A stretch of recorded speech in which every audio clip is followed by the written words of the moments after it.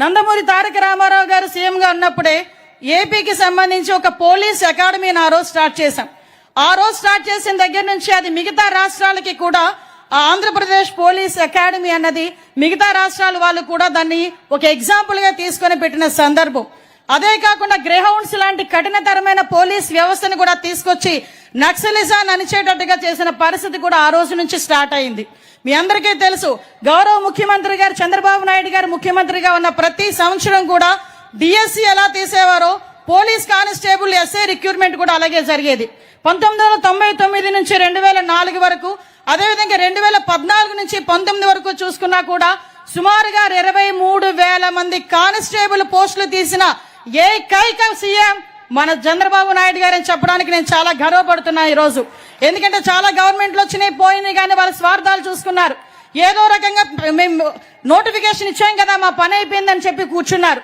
ఈ రోజు మీ నోటిఫికేషన్ కూడా సుమారుగా 21-22లో ఇచ్చిన నోటిఫికేషన్ కి కోర్టులు అడ్డంగా ఉన్నాయని చెప్పి ఆగిపోతే, మేమిచ్చిన మాట ప్రకారం మేము చేయాలనే ఉద్దేశంతో ఒక పక్క కోర్టుని గౌరవిస్తూనే వచ్చిన ప్రతి అడ్డంకిని కూడా అన్ని రకాలుగానే ఎదుర్కొని ఈ రోజు మీ అందరికీ కూడా నియామక పత్రాలు ఇచ్చే పరిస్థితి తీసుకొచ్చాం.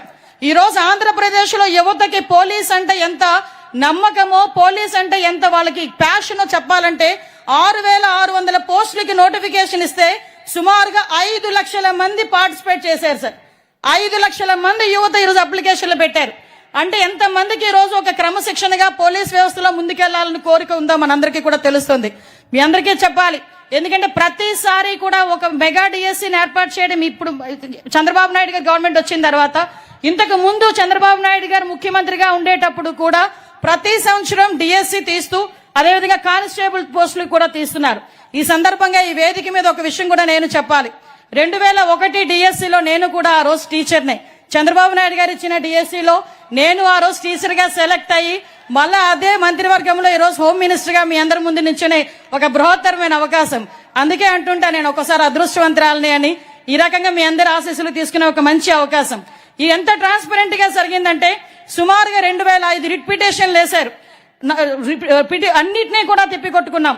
మీ అందరికీ కూడా ఎక్కడ కూడా చిన్న అవినీతికి గాని, ఎక్కడ కూడా చిన్న రికమెండేషన్స్ కి గాని ఎక్కడ తావు లేకుండా ఈ రోజు మీ అందరికీ కూడా ఆ రోజు ఫిజికల్ టెస్టులు చేసేటప్పుడు కూడా టెక్నాలజీనే పర్యవేక్షణాధికారి కింద పెట్టాం గాని ఒక మనిషిని కూడా పర్యవేక్షణాధికారి కింద పెట్టలే. ఈ విషయం కంపల్సరీగా మీ అందరికీ తెలియాలి. ఎందుకంటే మీ అందరికీ తెలుసు, ఆ రోజు రన్నింగ్ సిస్టమ్ మీ అందరికీ కూడా సీసీటీవీ కెమెరాస్ ఫుల్ గా అక్కడ పెట్టడమే కాదు, పరుగు పరీక్షలకి కూడా ఆర్ఎఫ్ఐడి చిప్స్ కూడా పెట్టి బయోమెట్రిక్ హాజరు పెట్టి ఎత్తు బరువు కూడా తీసే క్రమంలో టెక్నాలజీని బేస్ చేసుకున్నాం. ఈ రోజు టెక్నాలజీని ఎంత అడాప్ట్ చేసుకున్నామంటే ఎక్కడ కూడా నేరం జరిగిన తర్వాత మనం రియాక్షన్ కన్నా నేరం జరగక ముందే ఈ రోజు మనందరం కూడా పర్యవేక్షించుకోవాలి.